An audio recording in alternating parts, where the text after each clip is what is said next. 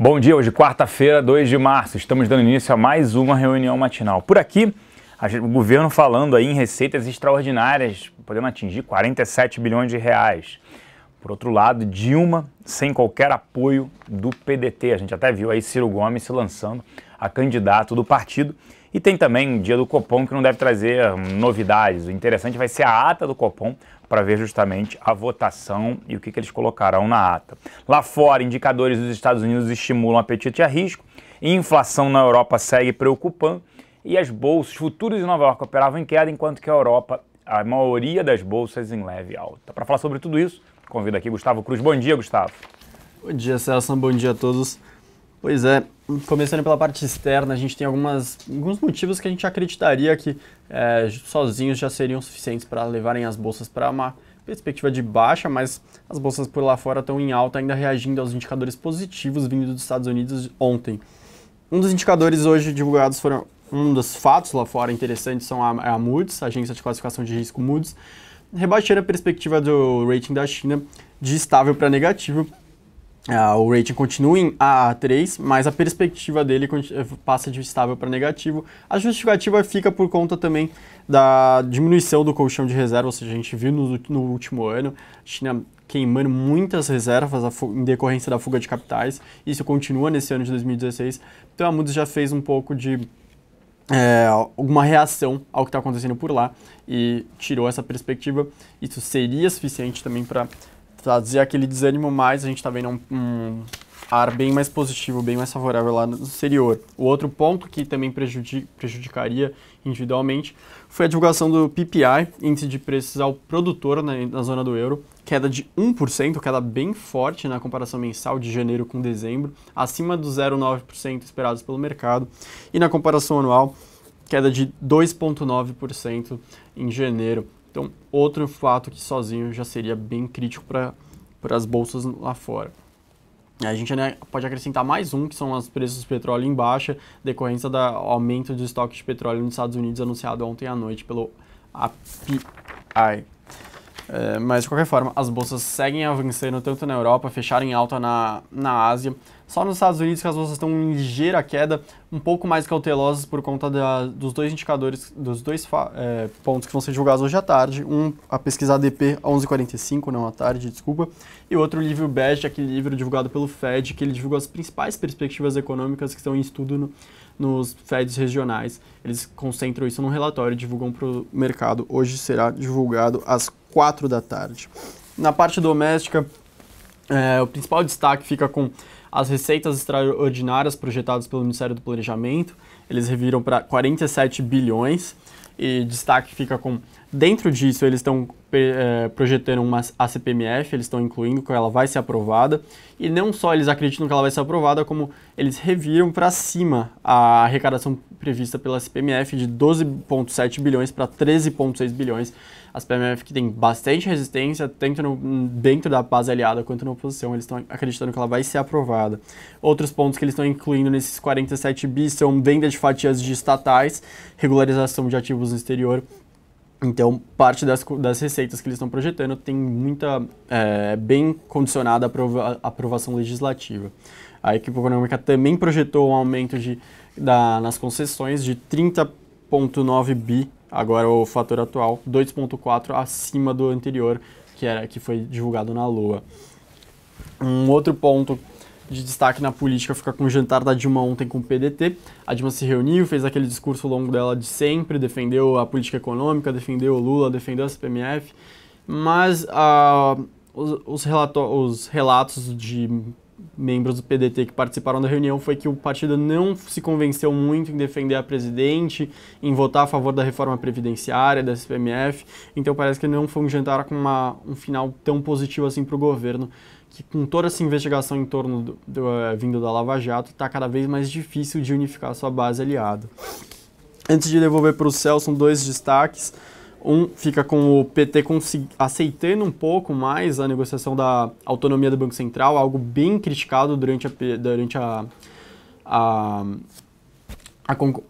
disputa das eleições pela presidente Dilma. Ela continua bem crítica a isso, mas os senadores do PT já estão totalmente diferentes. Agora eles já estão aceitando, estão falando que sim, seria benéfico para o país, que se mudarem algumas coisas, como colocar o mercado, o mercado de trabalho como dos guidances, ou seja, eles não teriam simplesmente que conduzir a inflação, mas também o mercado de trabalho, manter a taxa de desemprego em nível ótimo. Então, isso seria algo suficiente para começar a convencer os senadores do PT a votarem por uma autonomia maior do Banco Central. E por último, antes de devolver para o Celso, e antes de a gente se ver logo mais no XP Connect, a gente vai falar hoje sobre a possível saída do Reino Unido da zona do euro, da União Europeia, o que isso significaria para a região e para o mundo inteiro. Mas a gente tem que, logicamente, comentar sobre a reunião do Copom, que hoje se encerra, e provavelmente a gente vai ter uma manutenção da taxa de juros, mas fiquem atentos à votação, se vai ter novamente dissidência do Tony Volpon pela terceira vez seguida. Se não tiver essa dissidência, a gente pode ter um corte de juros mais próximo do que o esperado pelo mercado. O mercado já está começando a colocar como um corte de juros ainda nesse ano. Se tiver essa dissidência, se não tiver mais essa dissidência, pode ter ainda nesse primeiro semestre. A gente vai comentar um pouquinho mais detalhado no XP Connection logo mais às 11h30. Com você, Celso. Obrigado, Gustavo. Fluxo aqui na casa ontem, os locais terminaram o dia net vendidos em 90 milhões de reais, interessante, nenhum destaque na compra, só na venda. Na venda, destaque para GGBR, Suzano, BVMF, Cosan e Ambev. Destaques nas duas pontas, Itaú, Vale 3, Itaúsa, Vale 5 e CETIP. Os estrangeiros terminaram o dia também praticamente estáveis, 1 milhão de reais net vendidos. Destaques na compra para Vale 5 e Vale 3, BVMF, Sabesp e Cosan. Destaques na venda, Raia Drogasil, Equatorial, Vivo, JBS, Pão de Açúcar, nas duas pontas, Itaú, Petro 3 e Embraer. Petrobras, diversas informações, primeiro corte de CAPEX no plano, seria o menor, né, CAPEX aí desde 2006. Além disso, informações do CARF, que nada mais é do que o Conselho Administrativo de Recursos Fiscais, falando numa multa, perdendo a primeira instância, uma multa de 7 bilhões de reais, extremamente elevado. E, além disso, uma informação do valor dizendo que as perdas da companhia no Japão, com a compra de uma refinaria, Nansei, chegariam a quase 2 bilhões de dólares. É novamente isso. Fora isso, o preço do petróleo em queda afeta a companhia. A gente já vem falando sobre isso. O petróleo operava em queda mais cedo, em forte queda até. Gol, notícia positiva para Gol, mas a ação já vinha reagindo por conta disso, que saiu uma medida provisória da presidente Dilma de que empresas estrangeiras poderão elevar sua participação de que hoje é até 20% para até 49%, e aí faz todo sentido a Delta elevar a participação na companhia Gol. Isso tende a manter aí o desempenho positivo para o ativo. Além disso, o governo resolveu reduzir para 6% aquele imposto de renda cobrado para remessas para o exterior, principalmente ali empresas de turismo, no caso a CVC, né? Isso é interessante porque o governo até final de 2015 era 6%, início de 2016 passou a 25%, agora está voltando atrás. Com isso que está vendo que era um tiro no pé. Ia gerar muito mais desemprego aqui e as pessoas comprariam direto lá por conta dessa remessa. Para quem compra pacote, as empresas que contratam hotéis, passeios lá fora, elas têm que enviar esse dinheiro para lá. Isso tende a ser positivo para a CVC no curto prazo. O Braskem falando de investimentos externos, a Vale, aí, segundo o Globo, falando de venda de ativos no setor de fertilizantes para ela. A Eletrobras anunciou seu CAPEX. Uzi Minas permanece o imbróglio ali entre Nippon e Tequinte, falando sobre aumento de capital ou não para a companhia. Essa é uma das poucas situações aí que o aumento de capital faz com que as ações subam, né? Impressionante isso, porque ou a empresa vai num caminho de possível falência ou faz um aumento de capital. Aí a segunda opção acaba sendo a menos pior. Transmissão Paulista também é uma notícia interessante, que a gente gosta do ativo, acho que faz todo sentido, que é a indenização ali na casa de quase 4 bilhões de reais que ela deve receber junto à ANEEL ao governo por conta de concessões no fim, né, renovação antecipada de concessões no fim de 2012. Isso deve ser parcelado entre 8 a 10 anos, mas é interessante sim para o fluxo de caixa da companhia. Fora isso, o Banco do Brasil anunciou o JCP, que dá quase 10 centavos por ação, ainda o valor é extremamente baixo, e também a linha de crédito para antecipação de imposto de renda, né, interessante ali, incentivando o crédito, né, a gente vê por um lado negativo, tem nesse momento de receio com inadimplência, com cenário macroeconômico, a gente prefere ainda Itaú e Bradesco. E a Oi falando de reestruturação da dívida. Na nossa mesa de aluguel, destaques ontem para Vale 3, Oi BR, tanto 3 quanto 4, Natura, Sula 11, CETIP e BVMF. Lembrando que a gente tirou Sul América das nossas carteiras recomendadas, muito por conta do resultado abaixo das nossas expectativas. Agora que eu vou passar aqui perguntar como é que é o dia, como é que estão aí, qual a principal pauta da Infomoney, como é que tá aí? Tudo bem, Thiago Salomão? Bom dia. Bom dia, Celso Plácido, uma boa quarta-feira para você. Hoje o dia está bem agitado na Infomoney, a gente fez uma série de matérias de ontem para hoje, falando sobre a chegada do risco impeachment e começa a aparecer de novo no radar. Eu ainda estou bem cético quanto a isso, não acho que teve uma grande mudança, mas de fato o mercado começa a fazer preço, inclusive algumas corretoras já estão alterando a carteira recomendada visando isso daí, né? No caso, a carteira do BTG Pactual, que a gente inclusive fez uma matéria destacando as ações que mais ganhariam com um ganho indireto, né, com o impeachment, porque a possibilidade de impeachment poderia suavizar a curva de juros de longo prazo e com isso eles estão colocando empresas com perfil mais endividadas ou empresas que acabam ganhando com a curva de juros mais para baixo, que seria shopping centers e concessionárias. A gente vai falar um pouquinho disso. Sobre carteira também, você citou da Sul América. Ontem a gente revisou a carteira do Infomoney, eu e o Sandrini. A gente também tirou a Sul América da carteira, realmente foi uma decepção o resultado e também era uma proteção natural com o cenário de juros em alta e agora cada vez mais certo que os juros devem cair nesse ano, a Sul América acaba perdendo um pouco a atratividade. No mais, tivemos a super terça nos Estados Unidos, enfim, o dia começou muito agitado, já repercutindo. É um mês de março que pode mudar muito o mercado, né? Agora a gente está vendo cada vez mais o circo fechando, tanto para Dilma quanto para o Cunha, muita coisa acontecendo. Mas eu queria fazer uma pergunta para você, Celso, sobre a super terça. Não sei se você está acompanhando as eleições dos Estados Unidos, mas o quanto que as eleições dos Estados Unidos podem impactar o mercado financeiro, como a gente viu aqui no Brasil em 2014? Se a gente fosse falar para a parte de imigração, economicamente falando, os outros países, né, tirando os Estados Unidos, obviamente, torcem muito mais para manter-se no cargo os democratas. Por quê? Os republicanos são extremamente conservadores e até eles fecham as fronteiras dos Estados Unidos. Eles olham muito para dentro dos Estados Unidos, então é mais difícil comércio internacional, eles fecham suas fronteiras. Então, quando a gente olha em termos de negociações comerciais, melhor um democrata do que um republicano, né? Os republicanos são mais conservadores, olham sempre para dentro e olham o comércio como não, é Estados Unidos e pronto, eu não quero saber com o restante do mundo, eu não quero discutir isso, é sempre em prol dos Estados Unidos. Já os democratas não. Então, se a gente fosse pensar, para a gente acaba sendo melhor uma Hillary, né, do que um Trump, até porque a gente não sabe um pouco a cabeça dele, porque tem um extremismo ali elevado. Um Cruz seria menos pior do que um Trump, mas o Trump vem mostrando aí a insatisfação do eleitorado, da população americana, né, com Obama e querendo mudar para um Trump, que aí é um extremo também, é aquilo que a gente falou, em momentos de crise, como a gente até vive aqui no país, o extremismo, né, esses momentos de crise geram um extremismo, e aí pode ser que fuja um pouco daquilo que a maioria da população queira, né, acaba fugindo para um extremismo e pode gerar um problema futuro, pode ser também o caso nos Estados Unidos. Vou encerrando minha participação por aqui, obrigado aí pelo tempo aí, Salomão, agora essa parte da Infomoney, mas lembrando só que hoje a gente tem um XP Connection para falar sobre a possível saída, né, da Inglaterra, da zona do euro, qual seria o impacto, é extremamente interessante essa parte macro. Uma excelente quarta-feira para você, um grande abraço, Salomão. Obrigado, Celso. Bom, toda a repercussão da super terça na Bolsa e se a Bolsa vai continuar o rally dos últimos 2 dias, você vê agora no Infomoney na Bolsa. Roda a vinheta.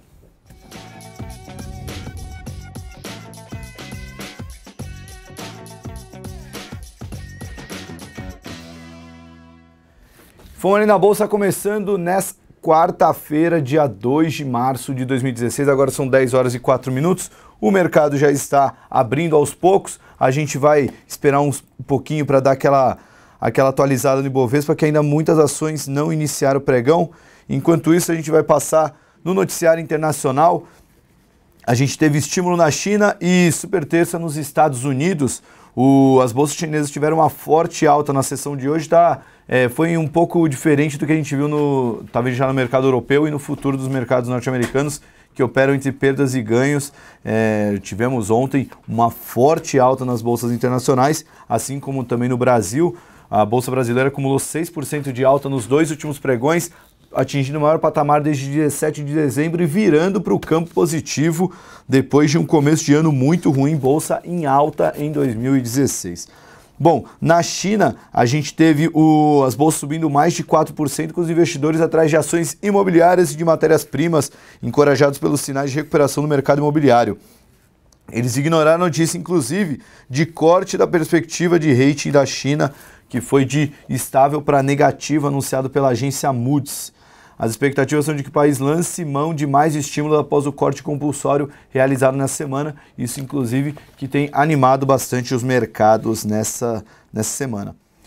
Bom, em Estados Unidos a gente tem uma agenda recheada, mas começando com a super terça, né? É o principal dia de prévias eleitorais nos Estados Unidos. A Hillary Clinton saiu como uma grande vencedora entre os democratas, enquanto Donald Trump saiu como o vencedor dos republicanos.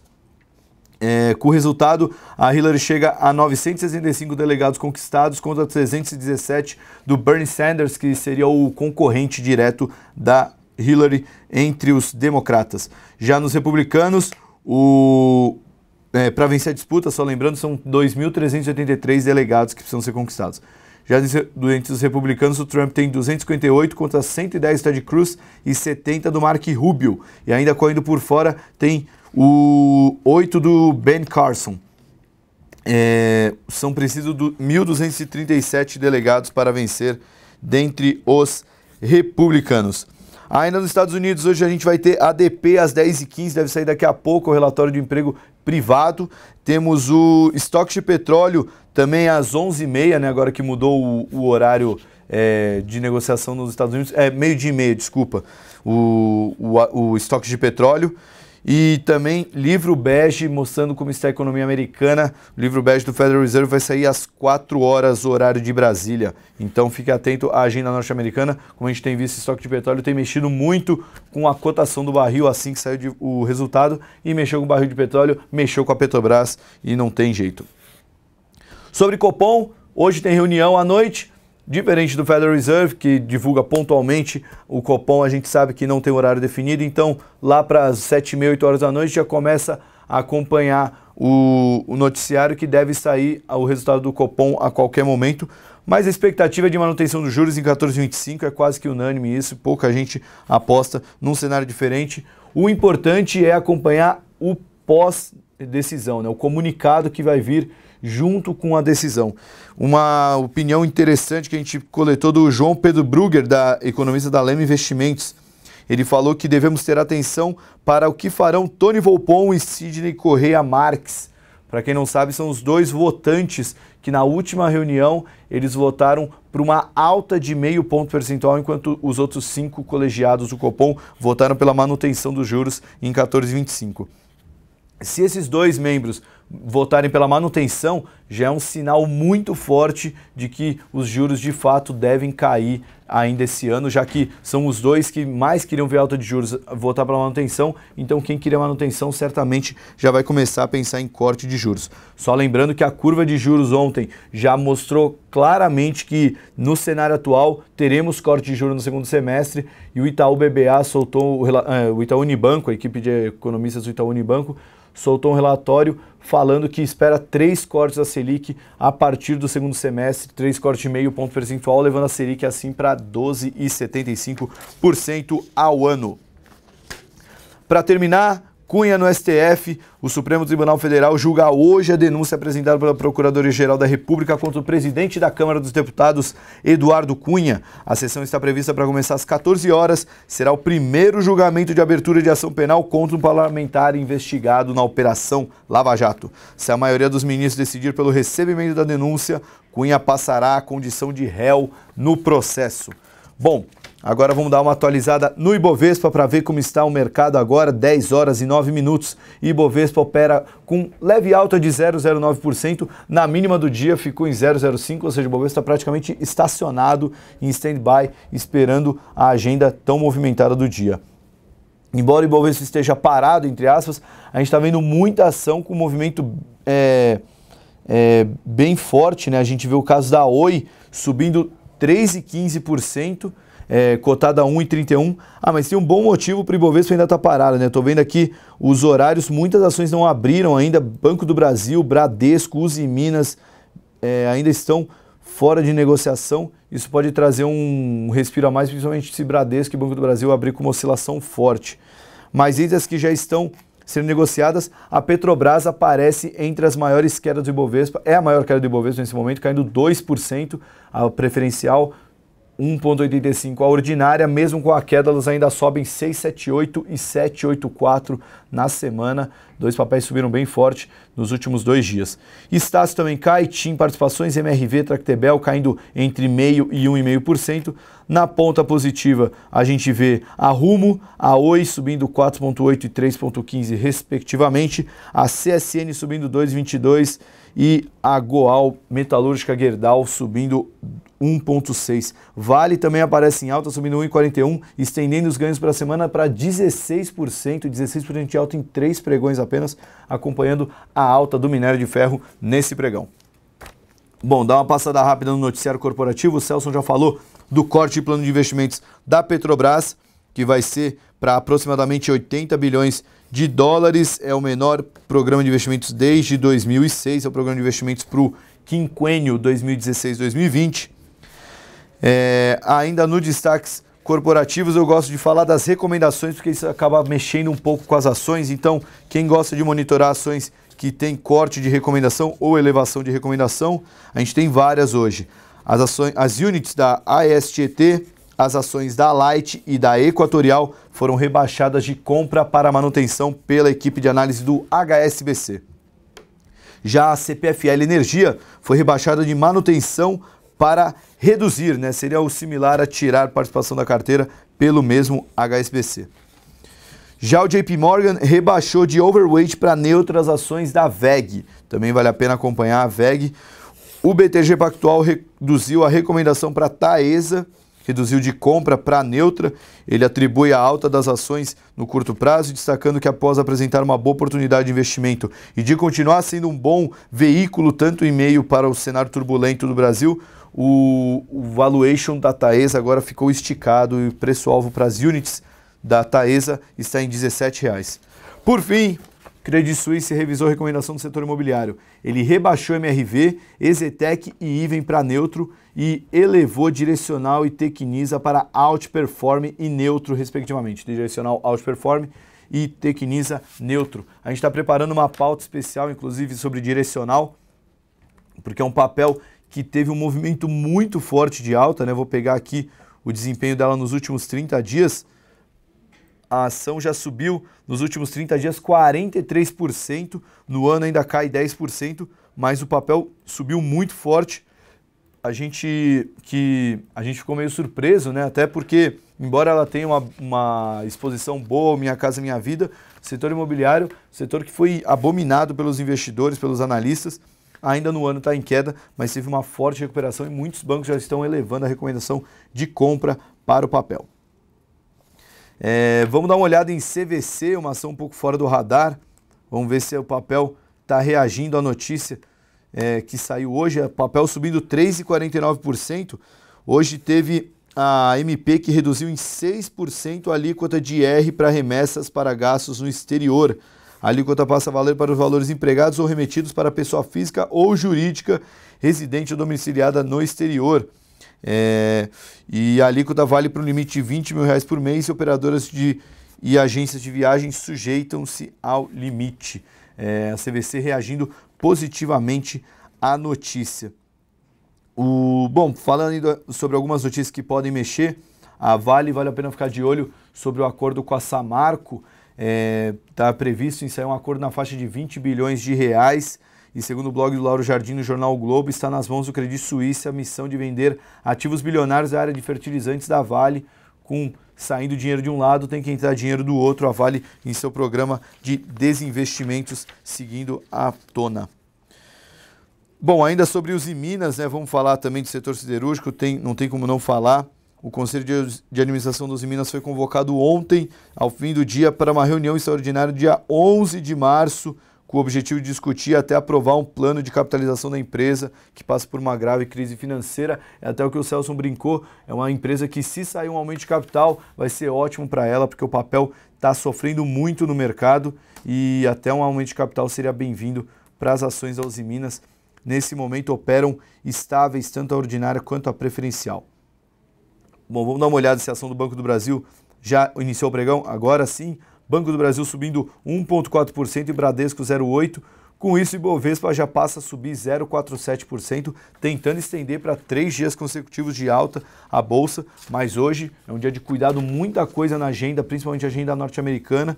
Então a Bolsa reserva muita volatilidade hoje, já que os papéis já subiram muito forte nos últimos pregões. Podemos ver indícios de topo no mercado. Bom, para fechar a pauta, eu queria falar de Ambev. A produção de cerveja caiu 1,8% no primeiro bimestre, o que foi visto como pouco inspirador pela equipe de análise do BTG Pactual. Eles ressaltam, no entanto, que ao comparar o desempenho de cerveja e refrigerante, não pode se apontar o quão melhor a líder da indústria de cerveja Ambev parece estar em meio ambiente macroeconômico difícil em comparação com os líderes no segmento de refrigerante dos outros mercados. Em nossa opinião, essa é a prova das iniciativas da gestão da Ambev e mostra que o cenário seria muito pior se não fosse por esses movimentos. Por outro lado, o banco ajustou as estimativas, revisando o preço-alvo ligeiramente para baixo, de 20 para 19,50. Bom, vamos dar uma olhada como está a Ambev, né? Um papel que, um perfil bem defensivo, subindo 0,66% nesse pregão.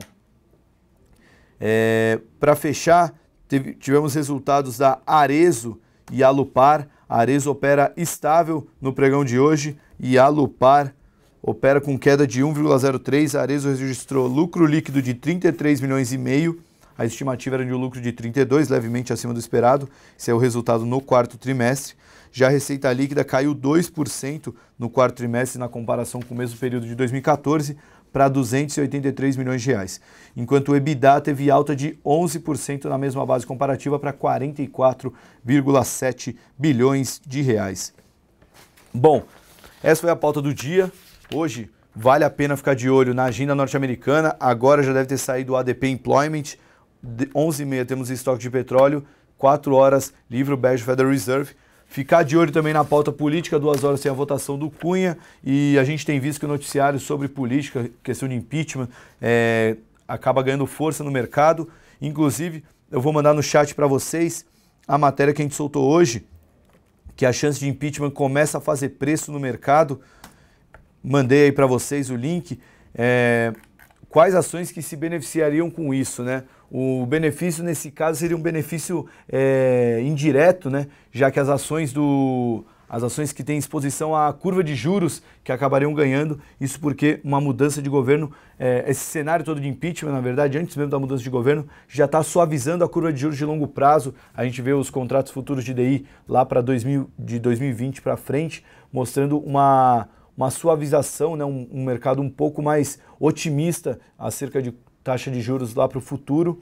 Isso acaba impactando positivamente empresas que têm relação direta com a curva de juros, que são as empresas de shopping center e as concessionárias de rodovia. A gente até, a matéria está bem explicadinha, falando por que elas ganham com isso, quais são as preferidas. No caso, a gente pegou o relatório do BTG Pactual, que explica muito bem isso. E também mencionamos o kit eleições, que não tem como negligenciar Petrobras, Eletrobras e Banco do Brasil. Quem lembra das eleições em 2014 viu o quanto esses papéis reagem ao noticiário político, né?